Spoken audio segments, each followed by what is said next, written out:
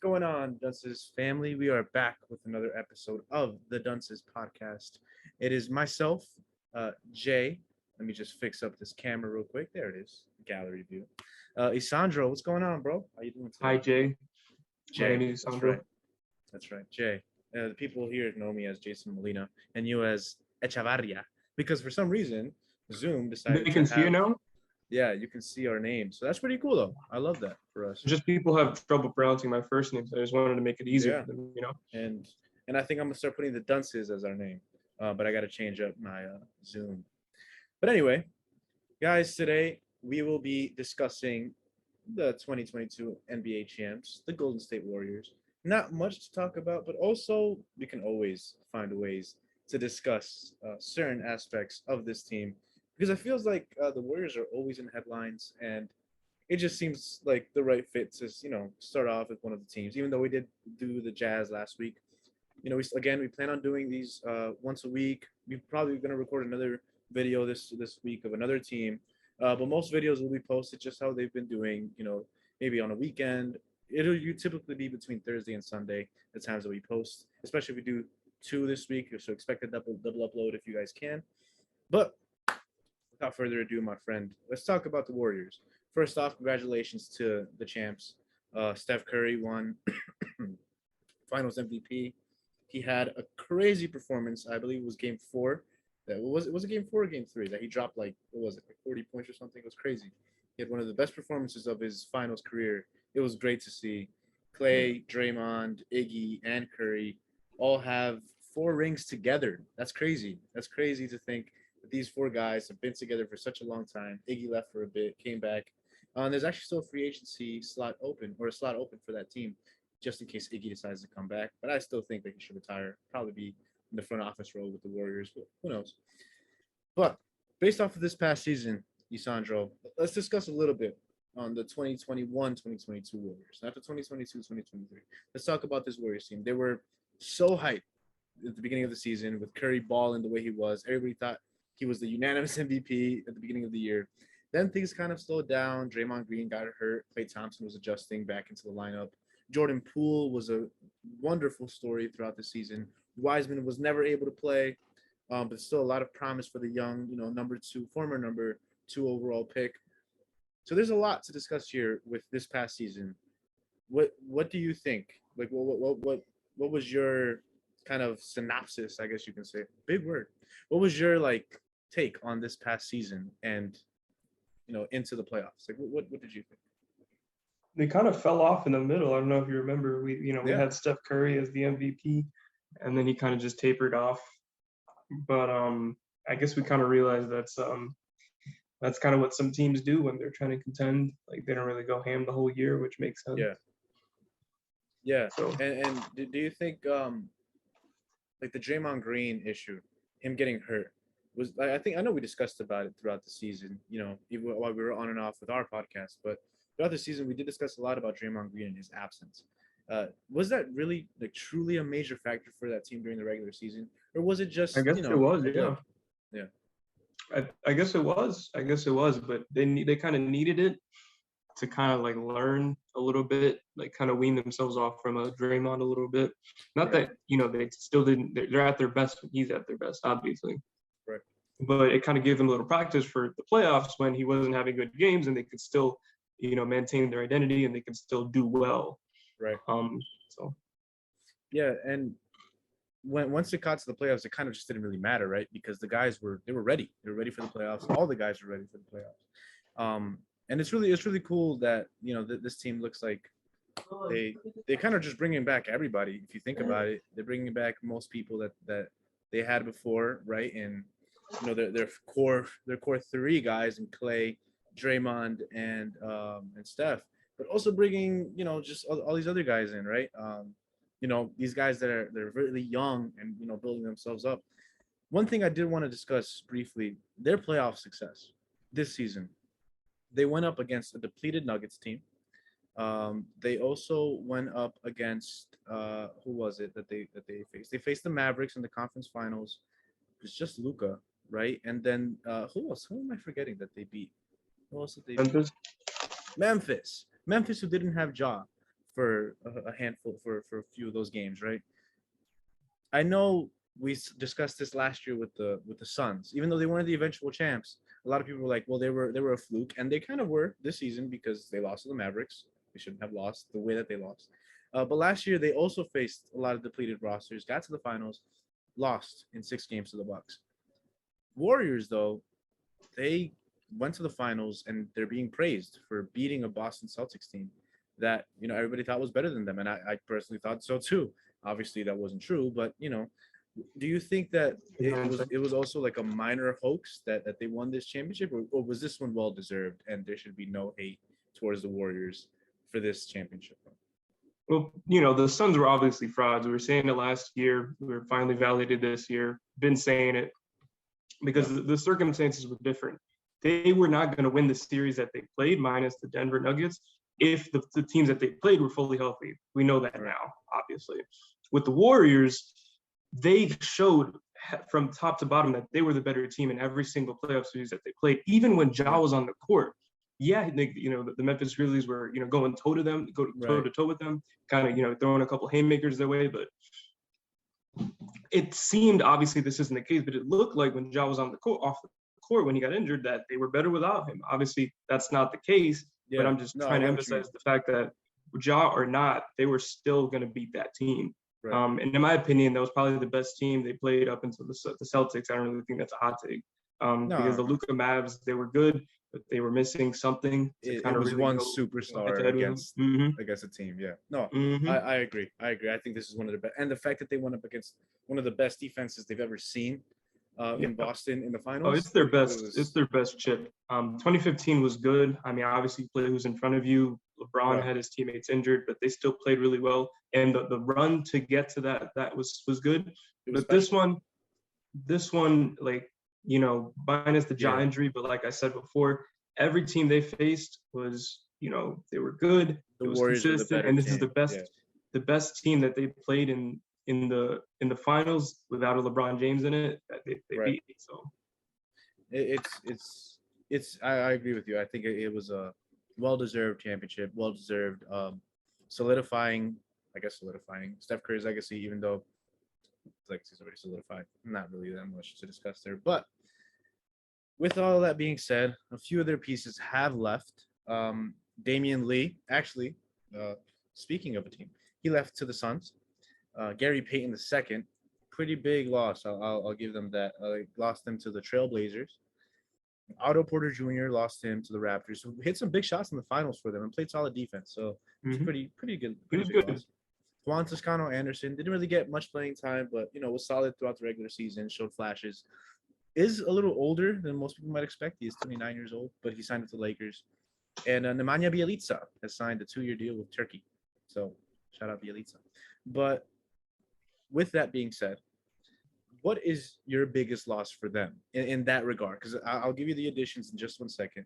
But with those guys, especially with Gary Payton, Otto Porter, and a little bit on the Nemanja Bjelica side, because he did show a little bit of, he did help them a little bit in the finals. What do you think is the bigger loss for them? Otto Porter was a really big loss for them because we know the contract that he was on, he was definitely getting underpaid. So we knew this was going to be a rental. Yeah. But they really got value out of him. He came up big in those moments, as he should have, which they expected. He was kind of like the Malik Monk. If Malik Monk actually played for a good team. So Gary Payton, though, would be my take for the guy that I missed the most. I heard through the grapevine that Steph was kind of mad that they didn't, give him the money that he thought he should have gotten. Steph wanted that guy on his team. Like, I don't think he wants to come up against him. So it goes to show. He was so good, and his injury kind of hindered him, I guess you could say, because we weren't able to see how good Gary Payton was for a long period of time. Yes, he came back in the finals, and he was good, but if he would have played, if he wouldn't have gotten injured, we really would have seen Gary Payton II and his defensive impact guarding the best player in John Morant, and John Morant didn't get injured, obviously, going up against basically the entire every time he was switched on, no matter who it was, Gary Payton would give it his all, and he would do it really well. And right after a defensive possession, straight into offense, and knew how to hit a big time shot. can get to the basket. He was a solid player, and I think he's a really big loss. And you're right, Curry should feel bad that they lost him. However, it's understandable because I believe that the way the contracts work, because for some reason he wouldn't have been able to sign for a specific amount. I think he was capped at a certain amount of dollars, which is why they weren't able to offer him more. It's just the way certain league rules work. It sucks, but he got his lettuce out there in Portland. So shout out Gary Payton. And yeah, the Otto Porter Jr. one is a tough loss. But with that being said, let's talk about the additions. So today actually was just announced that JaMychal Green is gonna be bought out by the Oklahoma City Thunder, and will sign with the Warriors. Shout out JaMychal Green, basically doing the Kevin Durant move, but it is what it is. Um, with not only was he added, but Dante Divincenzo was also added, which I think is one of the biggest steals in I didn't know this that. Wow. offseason. Yeah, His Dante value has Divincenzo. tanked. It's crazy. He signed a 2-year, $9.3 million deal. A solid 3-and-D player. What? 2-year, 9.3. That's crazy. It's Is crazy. there an option on that he can decline and then get more money? I don't think so. I didn't read everything. I just know that that's exactly like that was the plan. He might have a player option, or he might have a team option. And if he Wow. has a team option, they're picking that up. Hands down, they're picking it up. Mhm. How do you feel about that? The Dante and His JaMychal Green. value, like I said, it dropped so much because I think he still has. I think he's still good. Since he's young, Like he's you're what, hyping it up 24, now. 23? Yeah. Mm-hmm. Like I don't think he's gonna get much better than what he is, but if he's playing at his maximum potential, you're gonna get a solid 3-and-D guy who was at one point playing for a contender before he got injured. Yeah. So that's really good. Like I did not think the Warriors could somehow get better. Which is why the Gary Payton thing, it sucks. It does. But you're kind of replacing him with Divincenzo. And for one thing, He's not Divincenzo as is good younger. defensively, but better. And he's not as good defensively. You're right. He's not as good defensively, but he can grow into that. And the thing is, the Warriors have such a good defense. Like, I know Gary Payton, his defense really bolstered their defense to the net rating or, all the advanced stats. But it's not like DiVincenzo's any scrub. Like, he's still going to be a solid defender, and it's still going to help out the team, and it's going to help out Jordan Poole and his defense weaknesses. So it's really good that I think it's crazy that they were able to get him, but I love it. I love that he signed with them. With that being said, the additions, JaMychal Green, I love the addition. I think he's gonna be like the Bielitsa guy. Like, he'll show up for 10 minutes here and there, hit an open three, play solid defense in the paint, good pickup. But when it comes to the rest of the team, the guys that are still there, who do you think is the biggest X factor for this team? And let me just read off some names just in case you're not too I got the answer right now, with though. it. Oh, go ahead then. It's Klay Thompson because he was so mercurial in that last run. Some games he would go off, other games it'd be like, Klay, what are you doing? Why are you taking so many ill-advised mid-range jumpers? Another off season of him, he's had the season to kind of work through that injury, but I feel like he didn't really come back the same. This will be his first off season not coming back from an injury. Yeah. He can actually work, gel with the team, get back to his best. And I do think, like we've been saying, he's not going to be the same player after the injuries. He won't. But the reason why I'm saying he's an X factor is because he can still give you a lot. Yeah. The thing with Klay is his defense is just not good anymore. Like you could tell in the finals, you can tell throughout the and you're right. Now he'll have more time to not come back from an injury, like not rehabbing an injury. Now he'll come back to work on his game, which is great. But he's also around 32, 33 years old. He's a huge step slower. Their best perimeter defender, I mean, let's be real, is Wiggins. Wiggins is their best defender. Draymond Green is their heart and soul on defense, but Wiggins is their best primary, one-on-one. Whoever has the ball in their hands, he's their best defender. And then you got Kevon Looney in the back, Draymond in the back. They have a solid defensive lineup, especially because Wiggins is there. However, I think that their biggest X factor is actually James Wiseman. And I know it's not really a hot take because so many people are, they're anticipating a significant jump, because he didn't play at all this past season. So he should be more refreshed, ready, all that stuff. And he had a solid run in the summer league with like a game or two in games he played. I think he's one of the biggest X factors because they never had a center like him. And we talked about this his rookie year when he was first drafted, or at least I don't know if it was this pod or if it was another pod that I joined. But we discussed the James Wiseman pick, and I said he was going to be the best player in this draft. And was I wrong? Absolutely, it's LaMelo, but maybe it's even Edwards. Those two guys, they're right up there together, I'm right? taking Anthony Edwards, to be honest. Right, yeah, It's a debate. it's a great debate, and we'll definitely debate that one of these days. But for Wiseman, I still believe he can be a really good player in this league, especially in the organization that he's in right now, because nothing is really asked of him. So why is he an X factor? Well, it's because what is asked of him is to play defense and run to the rim, set picks for your guys. Yes, Draymond and Curry have a beautiful connection, but the one guy you want to create a connection with is Jordan Poole off your bench. Jordan Poole, he has a solid rim running big like Wiseman. Oh my gosh, it's cake. It's a cakewalk for him. It opens up the floor for him so much if Wiseman is able to prove that he can bully in the paint with these big guys. If he's able to, at least be a problem, to Joel Embiid, to Nikola Jokic. Now it's not going to be a big problem, obviously, because these guys are just so mega talented, right? But just being a body in there, being a presence, kind of like a Nick Claxton type, just a little bit better because you're a second overall pick. I think that's why he can be one of the biggest X factors. And then a sleeper guy I can say is Kuminga. Kuminga is going to have that Otto Porter Jr. I was just role, about to say Jonathan Kuminga. right? He's going to have that Otto Porter Jr. role, and he's going to be the guy that they expect to have a better second season. Because in the finals he didn't really play much, right? They opted for Iggy for a few more minutes over Kuminga, which is fine. He's a rookie, but now it's the second year. Usually, second year is like, okay, you're comfortable now. You're gonna hit a second year like blip, but then after that, it's like, okay, Kuminga, you got to start doing more. Him and Moses Moody, but especially Kuminga because he has the body frame for it. He has the skill set for it. But why do you think Kuminga is another kind of X factor, just a side piece? What do you think? Well, for me, Wiseman is the bigger X factor just because he didn't have a first good season. Second season, he was injured. So we really don't know what to expect, but just the literal definition of an X factor, right? He can give you something amazing or he can go in the opposite direction. With Kuminga, it's like that, but to a much lesser scale, a much smaller extent because he is going into that second season and not every second, like people will have a decent, not amazing first season, and then they'll just completely fall off the second season. They could see that happen. Maybe the pressure gets to him playing for a championship contender. Maybe he's not really allowed the room to grow. We got to wait to see. That's probably the X factor part of it, whether he pans out or not, or if he gives you what he can give you. I get that. I get that completely. I think it's going to be really fun seeing what these guys are able to do.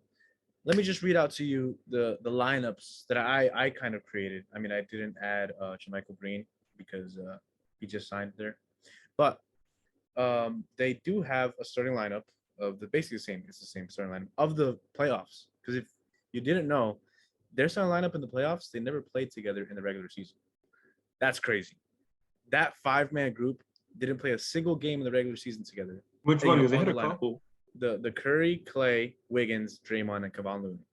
They didn't play together at all in the regular season. But Curry, Klay, Draymond, Wiggins. Curry, Klay, Draymond, Wiggins and Kevon. Yeah, they did not play together in the regular season. That's their default starting lineup. And that's their starting lineup. Right. What? That's crazy. Because you got to remember too, Klay, when Klay got injured, when Klay came back, he came back off the bench, and then Draymond Green got hurt that same game right before Klay Thompson was able to get in. I think he was already hurt, but he started because Klay But they never actually played together. Like that 5-man group never played together throughout the regular season, until the playoffs started. Then, like you said, default starting lineup. So coming into next season, looks like that's going to be their starting lineup too. Curry, Klay, Wiggs, Draymond, Kevon Looney. And then off your bench, you got Jordan Poole. This is a potential. I'm not saying this is exactly what's going to happen. I just think this might happen because it just makes the most sense. Jordan Poole, Dante Divincenzo, Moses Moody, Kuminga, and Wiseman. 5 guys. So that's a solid 10-man rotation. And I didn't even include the rookie that they just drafted in Patrick Baldwin Jr. Or Ryan Rollins, another rookie that they drafted, who I don't think he's going to get much minutes, but, just another player. And JaMychal Green, who is a veteran. And, usually teams like giving veterans minutes, especially if they just signed someone, I respect. What do you think about this, 12-man technically rotation, probably going to be 10-man deep in the playoffs, which is still a lot. Usually teams like going 8, 9, so 10 man that you can actually play. How do you feel about this team, and is this team your favorites for this 2022-2023 season? Still too early to decide favorites because Oh, nah, superstars. we don't do that, dog. No. As of right now, based off of everything that's going on right now, let's say KD stays and all that other junk, but KD stays and he's pissed off, so he doesn't want to play. Of all the teams, is this the team that you think is going to make it to the finals in the Western Conference? Not saying Thing is, I've never been one to pick a favorite, but I can say, are they like legitimate contenders? Because there's contenders and then there's legitimate contenders. The Suns Okay, were contenders. are they more of a contender? They are legitimate contenders. They're in that tier. Than the Clippers? Huh? Are they more of a contender than the Clippers? It's the same. It's the same. But the only difference is the Warriors are tried and true. The Clippers have a better team, but the Warriors are tried and true. They though?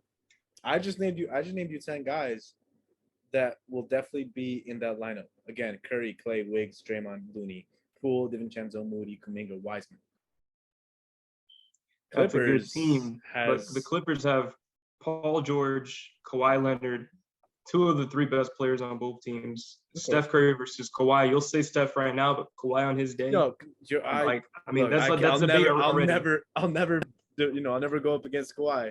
But my point is, this team just won a championship, and they know how they play. So I'm not saying based off the name or based off the talent. I'm saying based off of everything. They know how everybody plays. They just won a championship with this core, just replacing Divincenzo with Payton. You don't think they're the better, or they're the favorites against the Clippers? They're deeper. So if we're going off of that, then I guess they are better if we're just going by numbers. But I'm talking about quality at the top. I think they lost Hartenstein. Did they lose him? He went to the Knicks, right? On the Knicks, yeah. He's on the Knicks. So that probably sways it in the Warriors' way because he was probably their best center. Like, I love Zubac, but Hartenstein was up there. He was like, he was good. They probably should have kept him. Because he was like, and he was efficient too. He was like shooting lights out. Yeah, well, they could keep shots. him if they were going to bring Wall, though. But I get what you mean. Exactly. Right. So it's, what is this saying? Addition by subtraction or something like that? Does Wall mitigate the loss of that secondary big? Because they already got rid of Ibaka. He was kind of like, he had injuries, whatever. Yeah, he was. So I don't know who, like, did they pick up somebody else? Who's their backup big? I have no idea. I think it's just Markieff Morris or something. I don't know. Markieff, small ball. What they have. Yeah. Honestly, so that's probably why I'll take the Warriors over them. But I just think the core that they have and their starting lineup, they can work not as well, but they can work really well together. Almost like you're saying the Clippers against the Warriors. The Clippers, they can really give them a run for their money just because the team balance is a lot better now. John Wall is on a team where he can actually, start doing good, and you don't really have to worry about the spacing because you have some of the best spacing in the whole league with those 2 guys.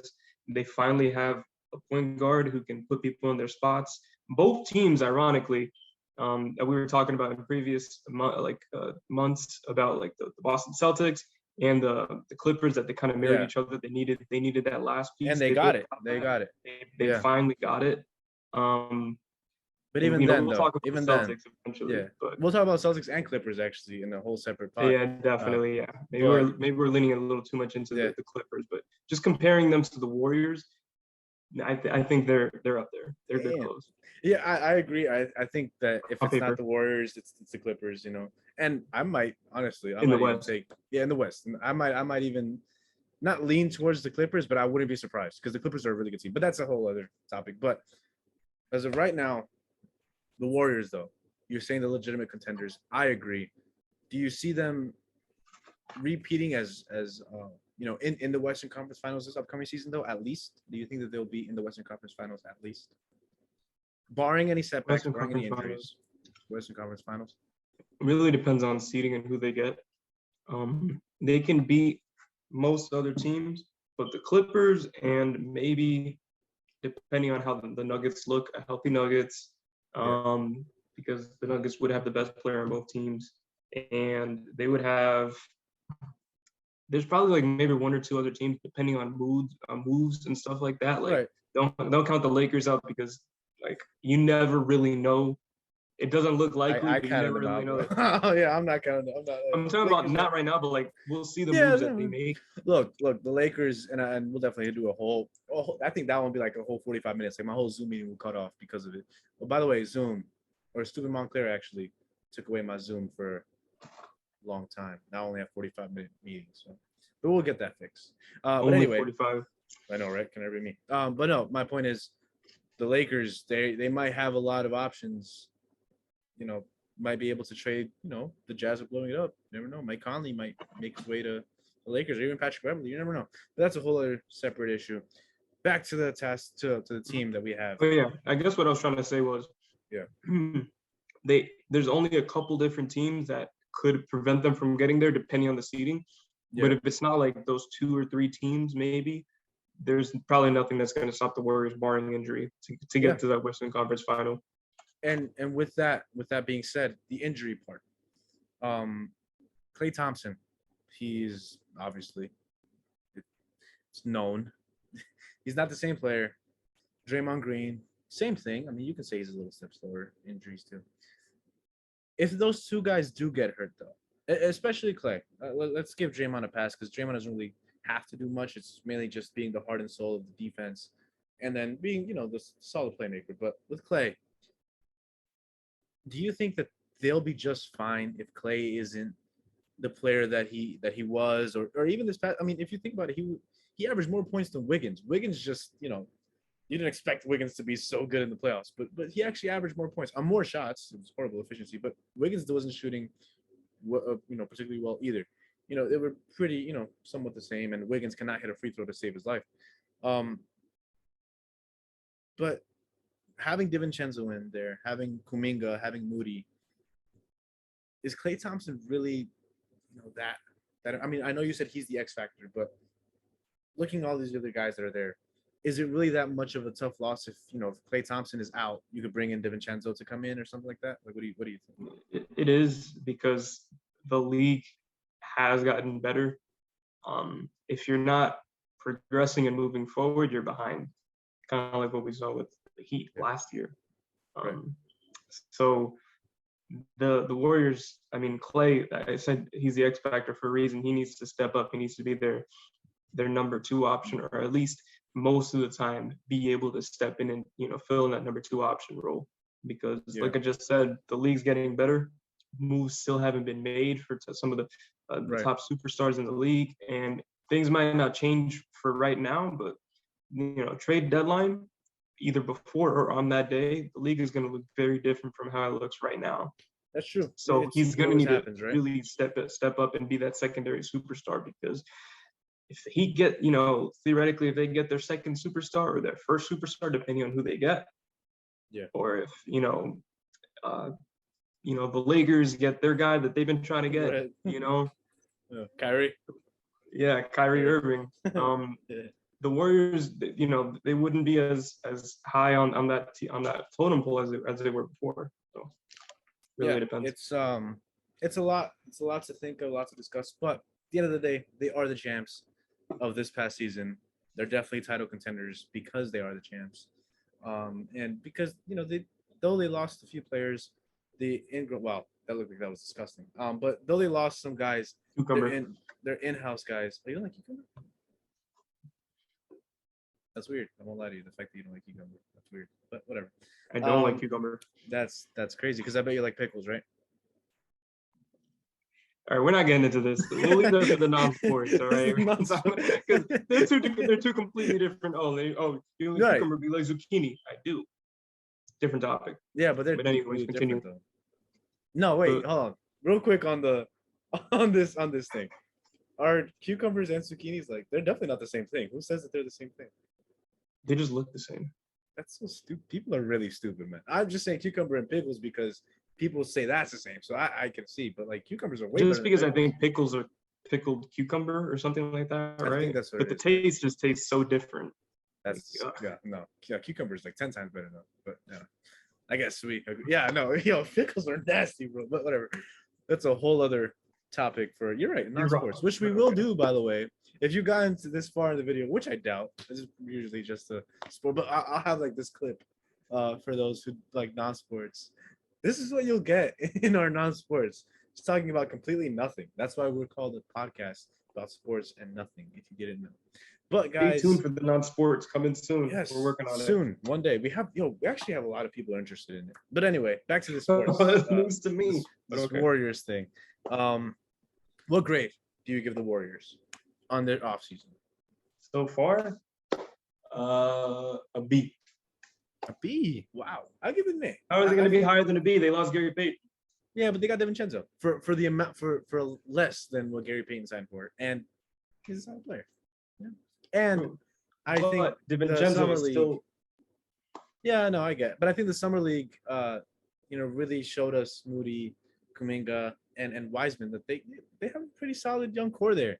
And I think, I give them an A because they're really developing these guys and they're trusting them. And hopefully they don't trade any of these guys. Well, as a basketball fan, hopefully they don't trade any of these guys for Kevin Durant. As a Nets fan, give us all your young assets you got, please, because I would love that. I would appreciate that so much. But that's just the Nets fan and me talking. I'm still. No one knows what's going on. The Nets won't have their podcast, even though they should. They should have their own segment, but it's going to be so hard Every until we single don't know. podcast has been a Nets podcast. To be honest. Literally, and it's not fair to the other teams that deserve it. Warriors, you guys won. Don't worry about KD. He's nothing to you guys, unless you're Sean Marks. Please make it happen. Yeah, real quick, are the Warriors trying to sign him? What do you think? Who, KD? The Warriors. Warriors trying Not to really. sign who? Sign who? Did we talk about this? No, KD. Oh, you mean trade? No, they should. Oh, I think we talked about it like personally, but we didn't say it. But I don't think they should, or I don't think they want to. There's just no point. It just They don't need to. KD needs the Warriors. The Warriors don't need KD. That's right, KD. You heard that? Love you though. I don't love you. I don't know I don't know, man. I'm delusional. But anyway, guys, everything. But with that being said, guys, thank you, Isandro, for discussing with me about the Warriors. I've been wanting to do this for a while now, only because I wanted to show my respect to the champs.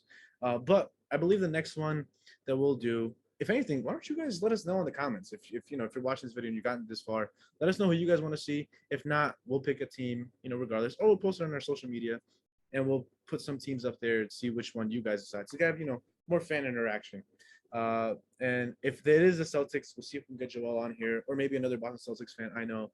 We'll try to get as many guests for the sports podcast too. Stay tuned for our non-sports, and please like, subscribe, and hit the like button down below if you're watching us on YouTube, and if you're watching us or hearing us on any social media platform, Google Podcasts, Apple Podcasts, Spotify, anywhere.